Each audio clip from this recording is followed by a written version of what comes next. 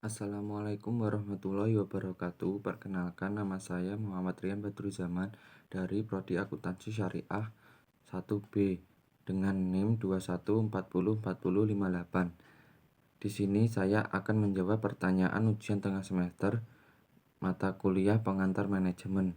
Pertanyaan pertama, apa yang kalian ketahui tentang manajerial? Sebelum ke manajerial, kembali lagi ke manajer. Manajer adalah orang yang mengorganisasi, mengarahkan, dan mengontrol para bawahannya dengan bertanggung jawab. Jadi, manajerial adalah ilmu yang harus dimiliki seorang manajer dalam mengatur segala sesuatunya dengan benar. Pertanyaan yang kedua, bagaimana kalian dapat menerapkan konsep manajemen dalam kehidupan sehari-hari? Sekaligus berikan contohnya. Dalam penerapan konsep manajemen dalam kehidupan sehari-hari dengan adanya ilmu untuk melakukan perencanaan, pengorganisasian, pengarahan, dan pengawasan dengan sumber daya yang cukup agar mencapai tujuan yang telah ditetapkan.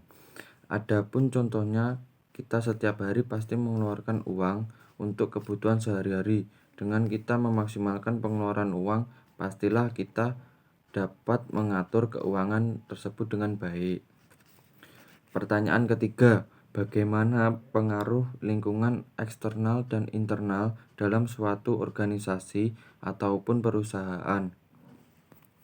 Yang pertama, lingkungan eksternal. Lingkungan eksternal mempunyai peran besar dalam perusahaan untuk mengambil keputusan manajerial, proses, dan struktur organisasi. Sedangkan lingkungan internal merupakan sumber daya manusia seperti pengalaman, kemampuan, keahlian, pengetahuan, dan pertimbangan. Sedangkan sumber daya perusahaan seperti proses, sistem, strategi, struktur, budaya, dan produksi. Soal nomor 4. Jika kalian sebagai pemimpin, bagaimana kalian bisa melakukan proses perencanaan dan pengorganisasian yang tepat? Langkah pertama kita dengan merencanakan target yang akan dicapai. Dengan adanya target, organisasi akan berjalan dengan terarah. Jika organisasi tidak mempunyai target, maka sumber daya yang digunakan akan tidak sangat efektif atau kurang maksimal bagi organisasi. Yang kedua, dengan melihat potensi dari organisasi yang sekarang, pemahaman akan posisi dan keadaan perusahaan sekarang ini daripada tujuan-tujuan yang dicapai dan sumber daya yang tersedia untuk mencapai tujuan.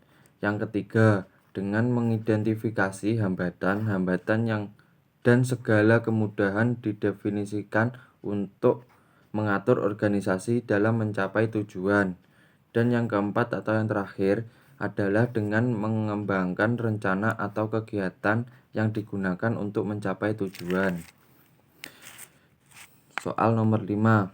Ketika terjadi suatu masalah dalam organisasi maupun perusahaan, apa yang kalian lakukan dalam mengatasi permasalahan tersebut? Untuk cara yang pertama adalah dengan pemikiran yang dingin dan hubungan dalam organisasi atau perusahaan harus tetap dijaga. Yang kedua, dengan mencari sumber masalah tersebut. Yang ketiga, dengan tidak menyalahkan orang lain atau antar organisasi atau perusahaan tersebut. Yang keempat atau yang terakhir adalah dengan menyelesaikan masalah tersebut dengan cara bersama agar hubungan organisasi atau perusahaan tersebut semakin erat.